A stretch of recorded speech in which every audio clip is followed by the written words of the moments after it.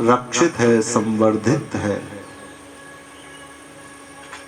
पूर्व में भगवान जगन्नाथ रक्षा कर रहे हैं मां भारती की, तो दक्षिण से भगवान रंगनाथ रक्षा कर रहे हैं, पश्चिम से भगवान द्वारिकानाथ रक्षा कर रहे हैं, तो उत्तर से भगवान श्री बद्रीनाथ रक्षा कर रहे हैं। चारों ओर से चारों नाथ इस भारत की भूमि की रक्षा कर रहे हैं, प्रेम प्रदान कर रहे हैं। और मध्य की जो भूमि है राजस्थान की भूमि, वहां पर भी श्रीनाथ के रूप में नाथ द्वारा में मेरे आराध्य विराजमान हुए हैं। नित्य अपनी कृपा दृष्टि भक्तों के ऊपर, अपने प्रेमियों के ऊपर बरसा रहे हैं। इसलिए धन्य है, इसलिए धन्य है कि समय समय पर जब जब मेरे आराध्य को, जब जब मेरे परम पिता परमात्मा को अवतरित होना पड़ा, जब जब लीला करनी पड़ी, तब तब मेरे प्रभु ने इसी माँ भारती को चुना। इसी माँ भारती की आंचल में मेरे प्रभु ने अपना प्राकट्य किया। इसी माँ भारती की आंचल में मेरे प्रभु ने क्रीड़ा की है। और तमाम पृथ्वी मंडल में जो भूमि है, उनमें अन्य जो देश हैं वह भारत से भौतिक संपदा में आगे हो सकते हैं। आपको लगता है जापान हमसे बहुत आगे तरक्की कर गया, अमेरिका तरक्की कर गया, चीन तरक्की कर गया, वो भौतिक सुखों में हमसे आगे भले हो, लेकिन मेरी मां भारती की आंचल में मात्र जन्म लेने वाला आध्यात्मिक चेतना से संपन्न होता है, आध्यात्मिक ऊर्जा से संपन्न होता है। क्योंकि बार बार संत सद्गुरु सिद्ध मनीष जन इसी मां भारती में प्रकट होते हैं और यही साधना करके, यही तपस्या करके इस भूमि को और पवित्र करते हैं। महर्षि कर्ण के द्वारा तपह पूत यह भूमि कोटद्वार की भूमि और देवभूमि पूरा उत्तराखंड, और उस उत्तराखंड में महर्षि कर्ण ने जहाँ तप किया हुआ है, जहाँ पर सिद्धबली बाबा नित्य विराजमान हुए हैं, उन सिद्धबली बाबा के श्री चरण कमलों में बैठे हुए हैं हम सब भाई बहन। सिद्धबली बाबा की भावमयी उपस्थिति अपने हृदय में विराजमान करके राधे राधे बोलो, ध्यान देना।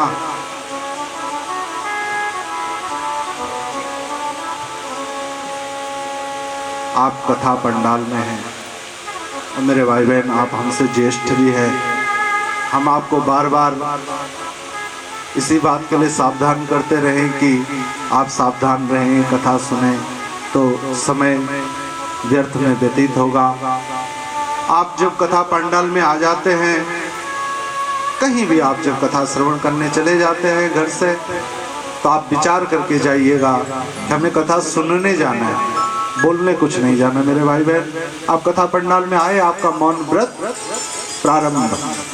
अब आप जब चरणामृत प्रसाद ले लेंगे तभी आपको अपना मौन व्रत खोलना है। कथा पंडाल के अंदर किसी भाई बहन को किसी से राम राम करने की आवश्यकता नहीं है। मेरे भाई बहन, आपका कोई पड़ोसी आ रहा है, कोई सहेली आ रही, कोई मित्र आ रहा है, आपको अभ्यागत सत्कार करने की कोई आवश्यकता नहीं है, क्योंकि सब ठाकुर के चरणों में आए हैं। अभी केवल आप और आपके आराध्य। कथा के पश्चात आप मिलिए, बैठिए, बातें कीजिए, कथा के बीच में आप एकाग्र चित्त होकर के, क्योंकि आप वार्ता करके कथा की धारा टूट जाएगी। राधे राधे बोलेंगे प्रेम से। सिद्धबली बाबा की भावमयी उपस्थिति में आप हम सब इस पावन गंगा में रसपान करने हेतु उपस्थित हुए हैं।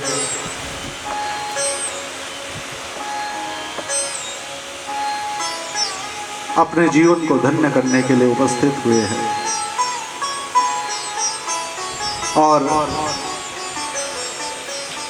इसके लिए जो संकल्प लिया है, इस यज्ञ को करने का जो माध्यम बने हैं, वह हमारा यह यजमान परिवार, धुलिया परिवार,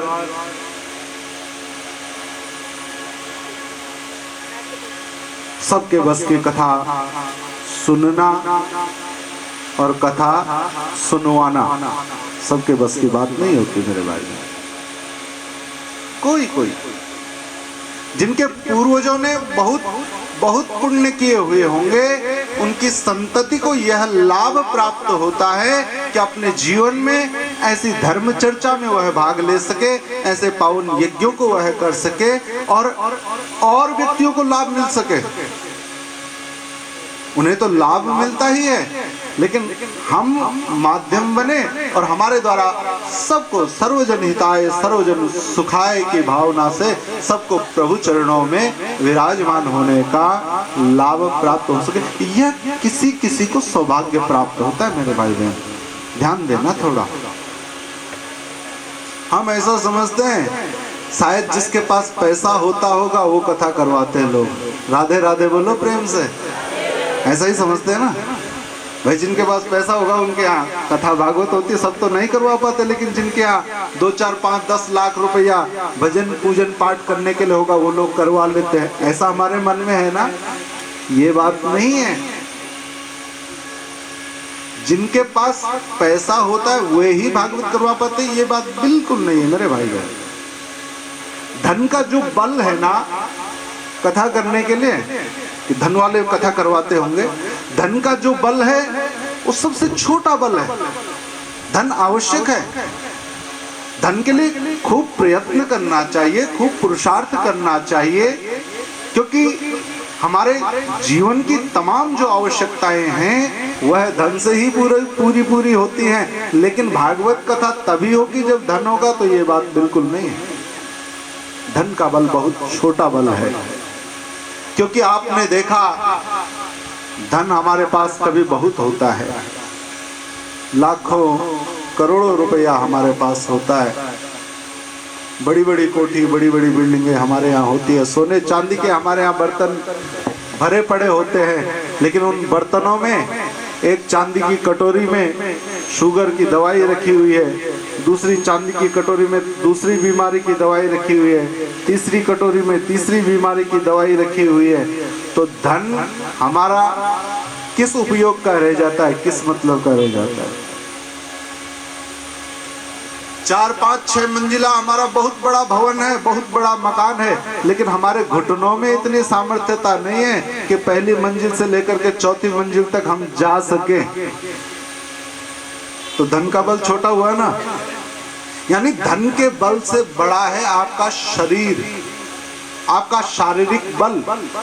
धन का भोग, धन का उपयोग तब हो सकता है जब हमारा शरीर स्वस्थ हो, नहीं तो धन तो हमारे पास बहुत है। लेकिन हमें डॉक्टर ने कह रखा है कि आप 1 रोटी भोजन करोगे बस, अब बिना छौंकी हुई दाल पियोगे 1 कटोरी बस। तो धन किस मतलब का? तो जब धन हमारे शरीर के मतलब का नहीं हो पा रहा है, तो क्या वह धन धर्म के लिए हो पाएगा? नहीं हो पाएगा। धन के बल से बड़ा होता है शारीरिक बल, यानी शरीर हमारा स्वस्थ। और शारीरिक बल ही पर्याप्त नहीं है, शरीर बहुतों का बलवान होता है, लेकिन उस शरीर पर नियंत्रण करने वाला कोई दूसरा ही व्यक्ति होता है। चलो भाई अब ये काम करो, चलो भाई अब ये काम करो, चलो भाई अब वो काम करो। बलवान व्यक्ति को भी बुद्धिमान व्यक्ति या धनवान व्यक्ति अपने अनुकूल कर लेता है, अपने द्वारा व्यवहार करवाता है, ये करो वो करो वो करो वो करो। यानी धन के बल से बड़ा होता है बुद्धि का बल। धन के बल से बड़ा होता है मनोबल। और ये मनोबल, ये बुद्धिबल, ये शारीरिक बल, ये धन का बल, तीनों के तीनों हों तब भी जरूरी नहीं है कि ऐसा सौभाग्य हमें मिल सके कि हम ऐसा यज्ञ कर सके, ऐसा यजन कर सके परमात्मा प्राप्ति का, परम पद की प्राप्ति का, तब भी आवश्यक नहीं है। उसके ऊपर होना चाहिए जिसको कहते हम आत्मबल। बुद्धि बल से बड़ा आत्मबल। आत्मबल परमात्मा बल। परमात्मा बल जिसको हरिभक्त विलास में कहा, भगवत कृपाले साधुआ, भगवत अनुग्रह, भगवान की कृपा, भगवान की परम कृपा। यानी आपके पास धन है, आपके पास शरीर है, आपके पास मनोबल बुद्धि बल है, आत्मबल यदि आपके पास नहीं है, परमात्मा कृपा यदि आपके पास नहीं है, तो ऐसा सौभाग्य नहीं मिल सकता कि आप ऐसा यजन कर सके, करवा सके। सबसे बड़ी बात है अनुग्रह, भगवान का अनुग्रह। तो भगवान का अनुग्रह इस परिवार पर, धुलिया परिवार पर हुआ है कि उन्होंने चुना है ऐसे सत्पुत्रों को कि अपने माता श्री पिता श्री के सत्कल्याणार्थ आप उनकी पावन पुण्य स्मृति पर, उनकी पावन पुण्य तिथि पर यह पावन चर्चा, यह पावन भागवती वार्ता अपने गृह निवास पर कीजिए, तब करवाने में यजमान परिवार समर्थ हो सके। जिसको हम चुनाव में चुन लेते हैं, जिसको हम विधानसभा में या लोकसभा में भेज देते हैं, तमाम समूह चुन करके